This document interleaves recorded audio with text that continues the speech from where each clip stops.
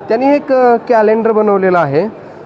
त्याच्याविषयी आपण सरांकडनं थोडीशी इन्फॉर्मेशन घेणार आहे. सर आपल्याला सांगतील. सर एकमेव भारतातील एकमेव आणि सर्वात प्रथम सायन्सवर बनवलेलं कॅलेंडर आहे. ओके. हे calendar each and every day काय काय इनोव्हेशन झालेत, लाईक पेन, पेन्सिल, आपल्या दैनंदिन जीवनातले वस्तू. ओके. त्याचं कोणीतरी इनोव्हेशन केलेलं आहे. तर याच्यामध्ये प्रत्येक दिवशी काय काय इनोव्हेशन झालेले आहेत यामध्ये दिलेले आहेत. ओके.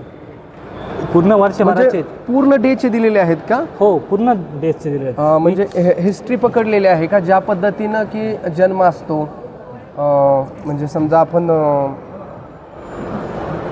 कुठलीही तिथी वगैरे असते त्या पद्धतीनं ना, म्हणजे इतिहासामध्ये घडलेल्या घटना, लागलेले शोध वगैरे आता दिलेले आहेत ना तुम्ही. या तारखेला हे झालं.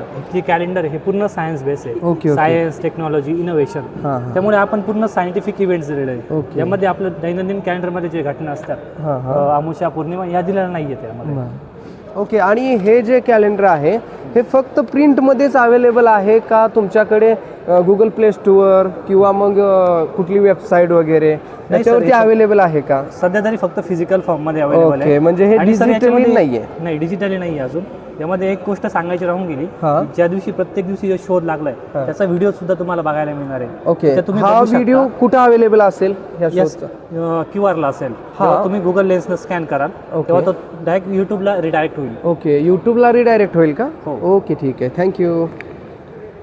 ओके, आभारी आहे.